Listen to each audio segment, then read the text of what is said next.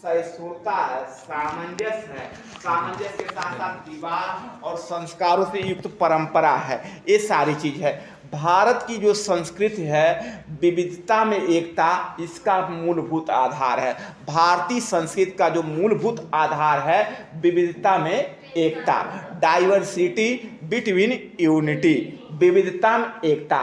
कहा जाता है भारत भिन्न भिन्न धर्मों का, भिन्न भिन्न पंथों का, भिन्न भिन्न भाषाओं का, भिन्न भिन्न जातियों का, भिन्न भिन्न पद्धतियों पर आधारित देश है।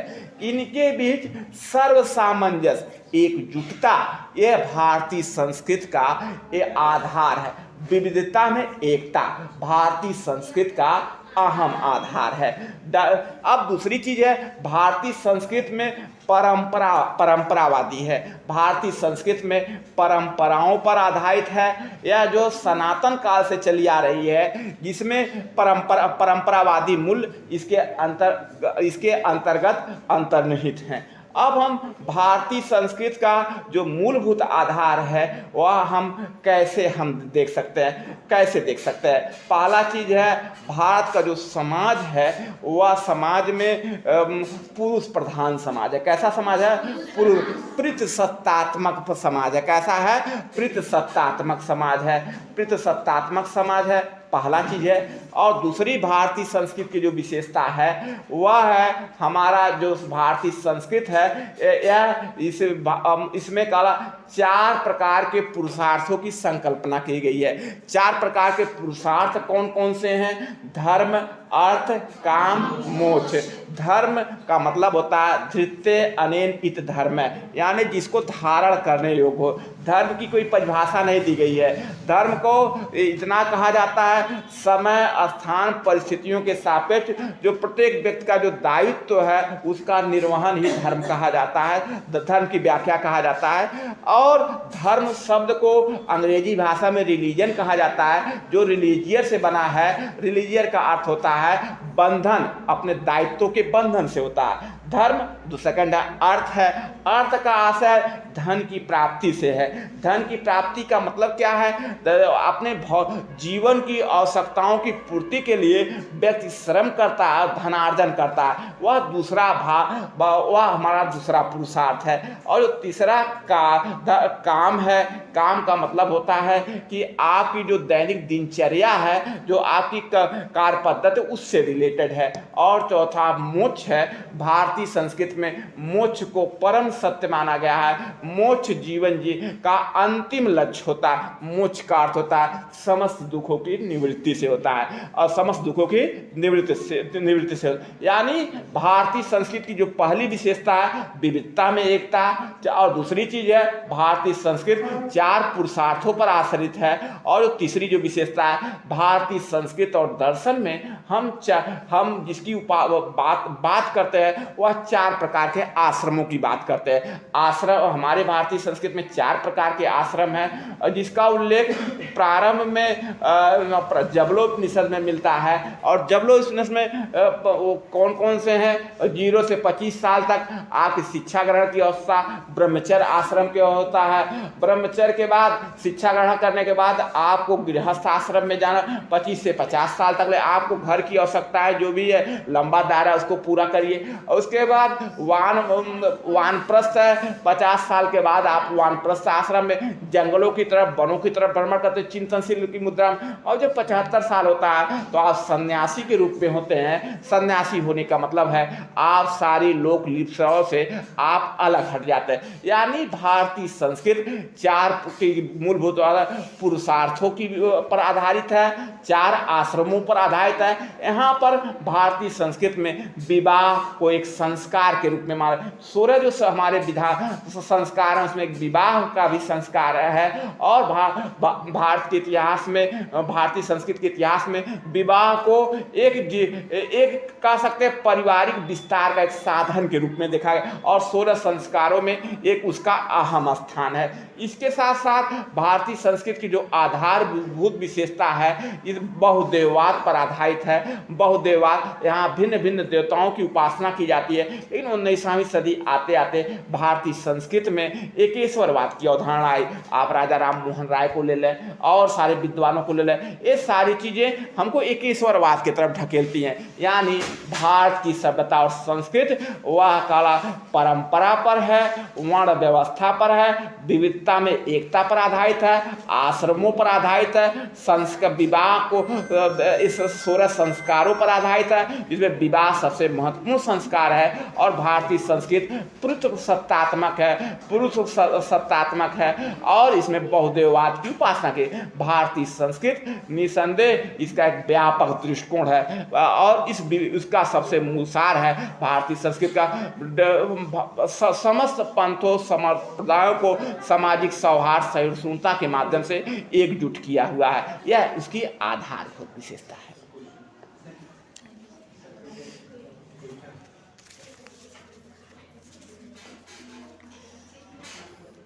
देखिए, इंडिका नामक पुस्तक किसे स्वतंत्रता के बाद इतिहास लेखन में उभरी प्रवृत्तियों का प्रकाश डालिए। बहुत अच्छी बात, थैंक यू, आपको बहुत बहुत शुक्रिया।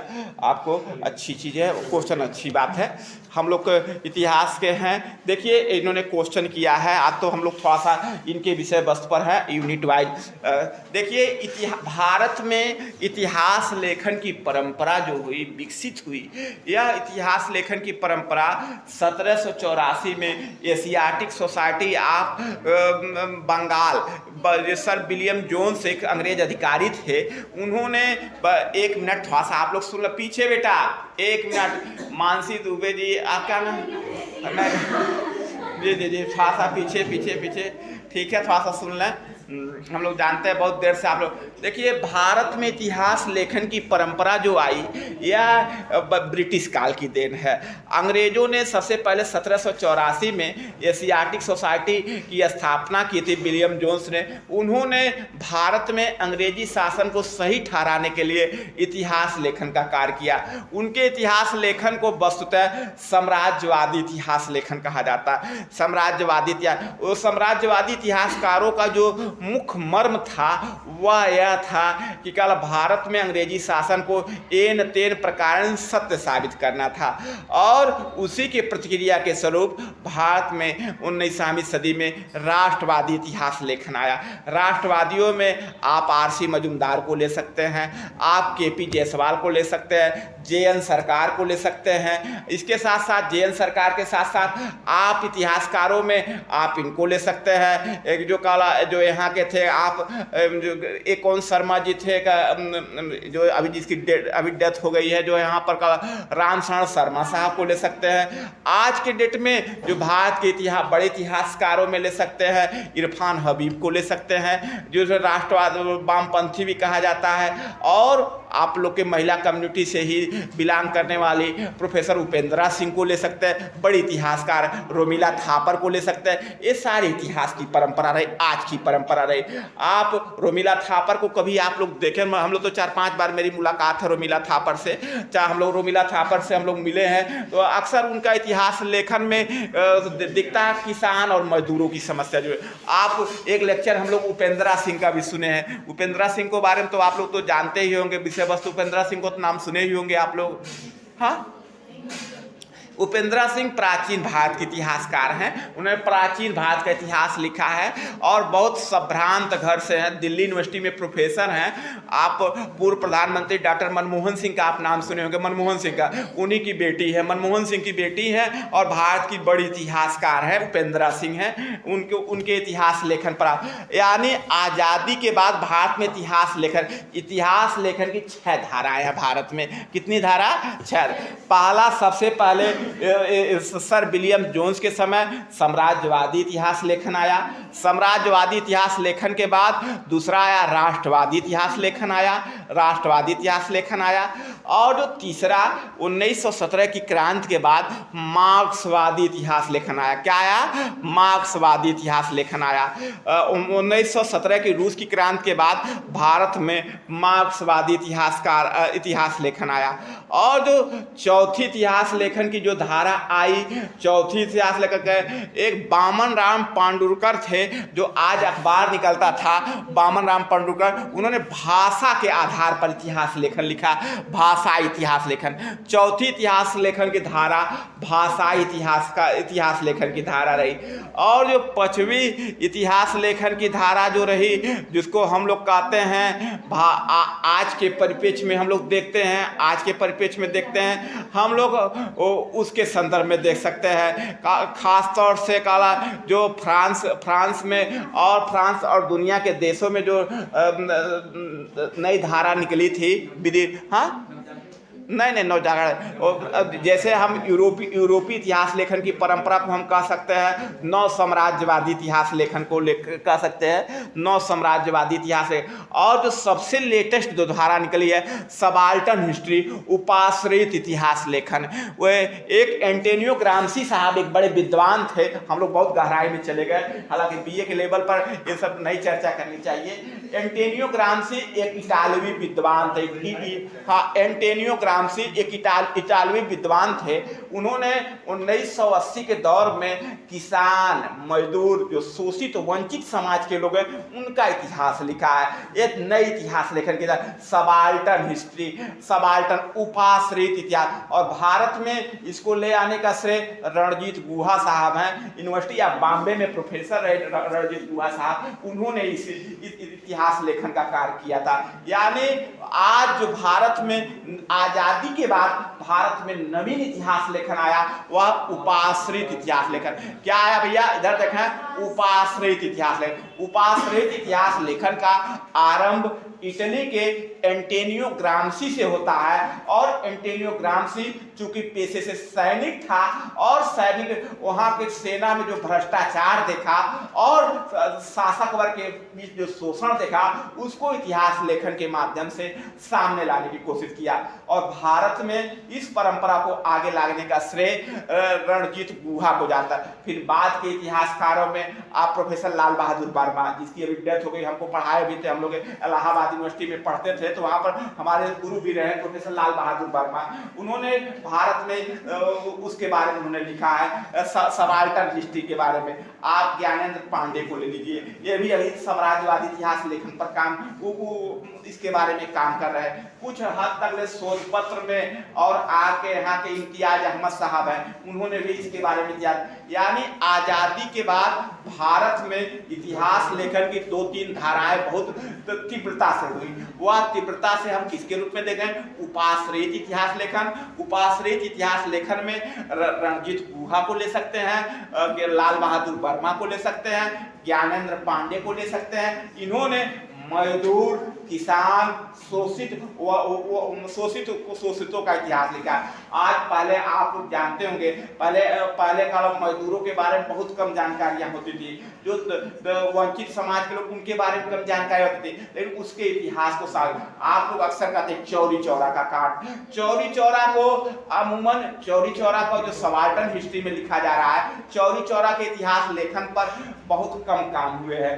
अक्सर देखा जाता है जलियांवाले बाग कांड पर लिखते हैं, जलियांवाले के बाग सत्यपाल किचलू और सैफुद्दीन के बारे में चर्चा करते हैं, लेकिन और सैफुद्दीन को वहां पर वंचित रख दिया जाता है। यानी आज हम आजादी के बाद भारत में जो इतिहास लेखन की परंपरा आई, वह उपाश्रित इतिहास लेखन आई और लोकल लेवल पर गांव का इतिहास लेखन। अभी तक भारत में जितना इतिहासकार हुआ है राष्ट्रीय, बस गांधी जी का असहयोग आंदोलन रहा।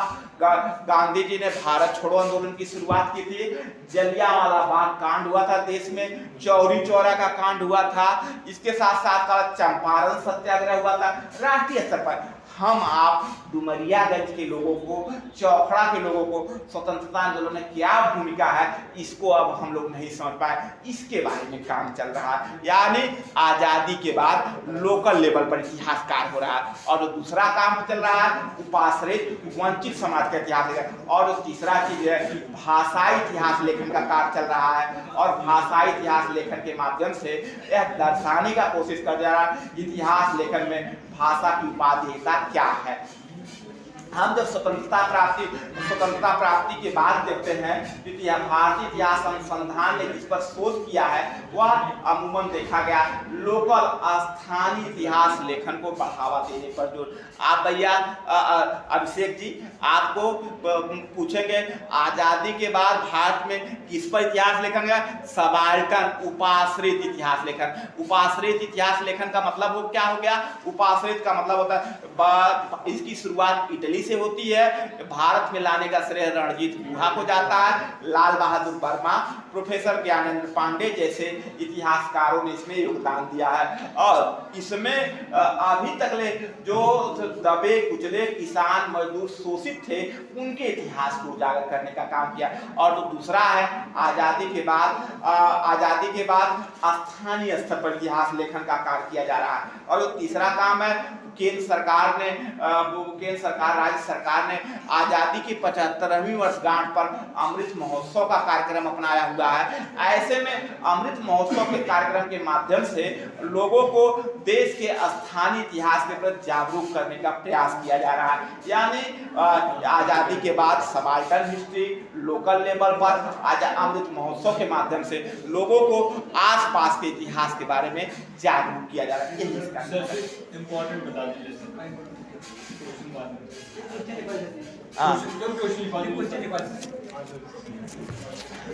अच्छा, पहला सवाल लिख लिए। भारतीय संस्कृत की आधारभूत विशेषताओं की विशेषता का वर्णन करें।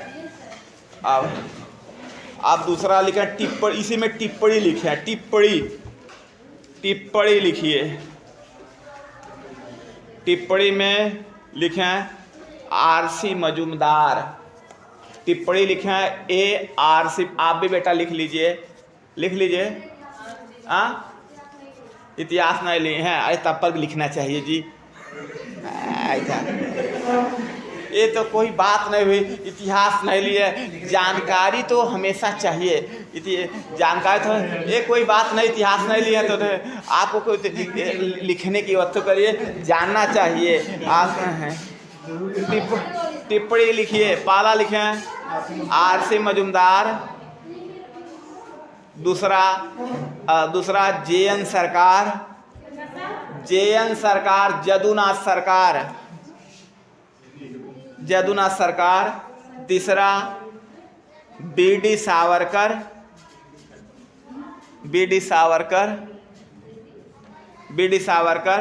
चौथा KP Jaiswal. RC Majumdar, JN सरकार, BD सावरकर, KP जायसवाल। लिख लिए। फिर इसके बाद लिख लिए कल्हड़। ठीक है, यूनिट फर्स्ट से हो गया आपका। अब यूनिट सेकंड लिखिए। सिंधु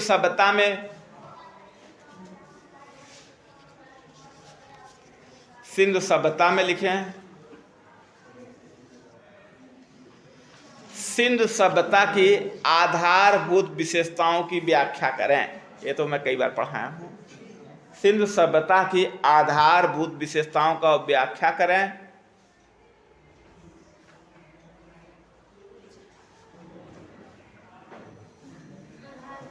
विशेषताओं की व्याख्या करें। हाँ, अब दूसरा सवाल इसी में लिख लीजिए। सिंधु सभ्यता के काल निर्धारण एवं पतन को समझाइए।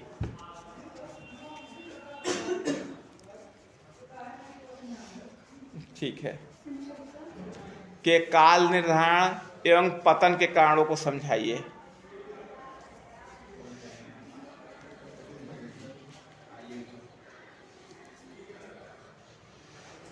ठीक है, अब लिखिए इसमें चौथा सवाल। वैदिक सभ्यता की आधारभूत विशेषताओं का विवेचना करें। वैदिक सभ्यता की आधारभूत विशेषताओं का विवेचना करें।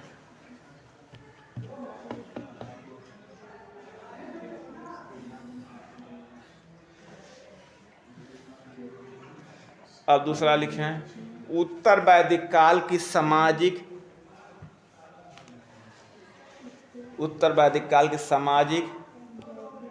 राजनीतिक एवं आर्थिक विशेषताओं की विवेचना करें। राजनीतिक एवं आर्थिक विशेषताओं का विवेचना करें। ठीक है। फिर आगे लिखें, चंद्रगुप्त मौर्य के यूनिट थर्ड पर जाए। यूनिट थर्ड,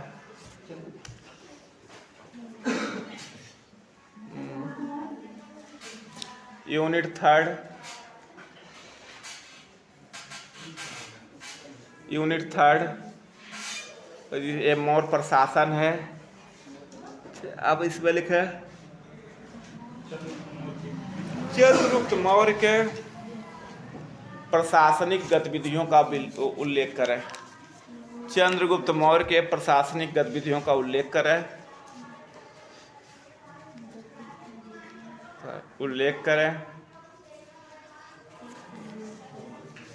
और दूसरा सवाल लिखें, अशोक के प्रशासन एवं धम्म नीति की विवेचना करें। के प्रशासन एवं धम्म नीति की विवेचना करें। जी।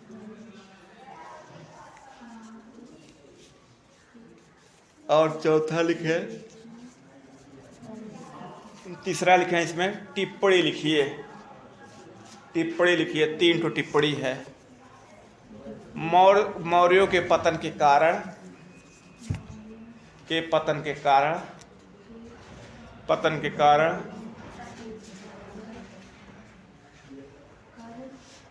कारण फिर लिखिए इंडिका।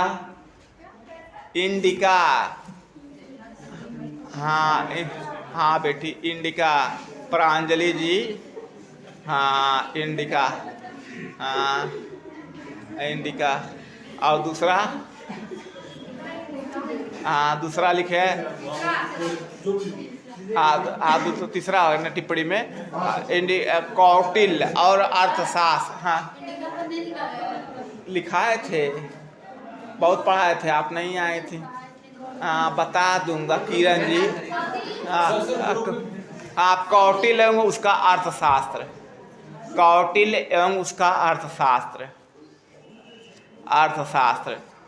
आप लोग झूठो इतिहास से घबराते। इतिहास से आसान कोनो पेपर नहीं होता, कोनो पेपर दुनिया में उसको होगा नहीं करता इतिहास। हाँ फिर आगे लिखें, एक मौर्यों की प्रशासनिक व्यवस्था। हाँ लांग में भी आ सकता है। मौर्यों की लिखा है क्वेश्चन में।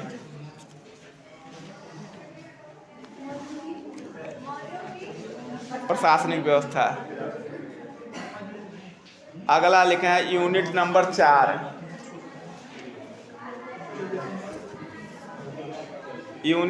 4।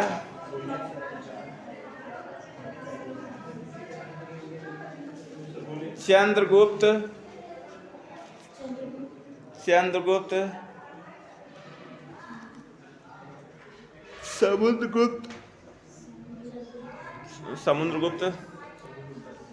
चंद्रगुप्त विक्रमादित्य के कार्यों पर लेख लिखें। तीनों पर कार्यों पर लेख लिखें।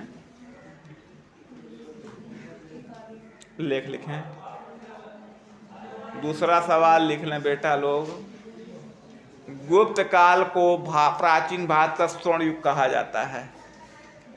गुप्त काल को प्राचीन भारत का स्वर्ण युग कहा जाता है।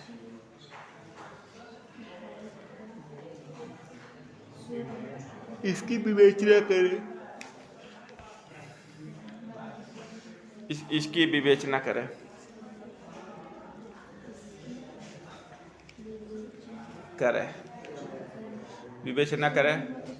इसकी विवेचना करें। और तीसरा लिखें, गुप्त काल की शासन व्यवस्था पर विवेचना करें।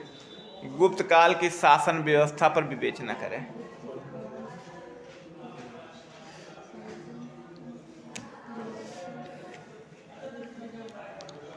अब यूनिट नंबर 5 है। यूनिट नंबर 5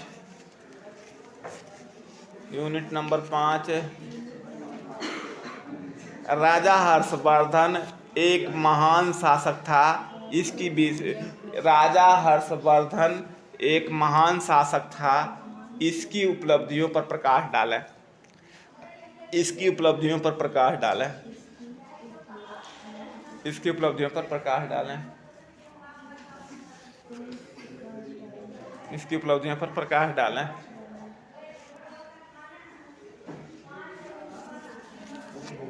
आगे लिख लें। पाल प्रतिहार राष्ट्रकूट चालुक्य चौहान वंश पर टिप्पणी लिखिए। पाल प्रतिहार राष्ट्रकूट चौहान वंश पर टिप्पणी लिखिए। आप लोग चौहान वंश पर टिप्पणी लिखिए। रजनी जी, हाँ आगे लिख लें एक लोग। सामंतवाद के से क्या अगला यूनिट नंबर 6 सामंतवाद से आप क्या समझते हैं?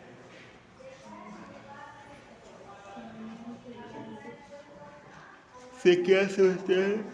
इसके प्रमुख विशेषताओं का उल्लेख करें। इसके प्रमुख विशेषताओं का उल्लेख करें।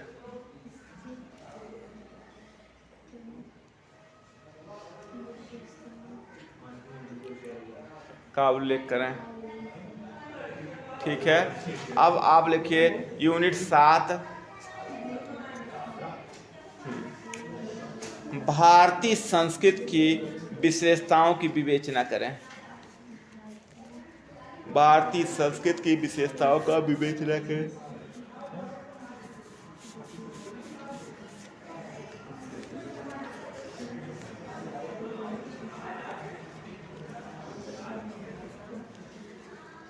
अब यूनिट 8 है।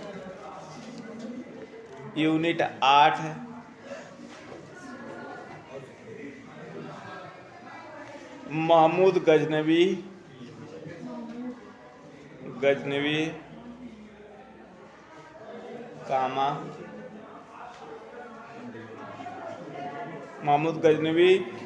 मोहम्मद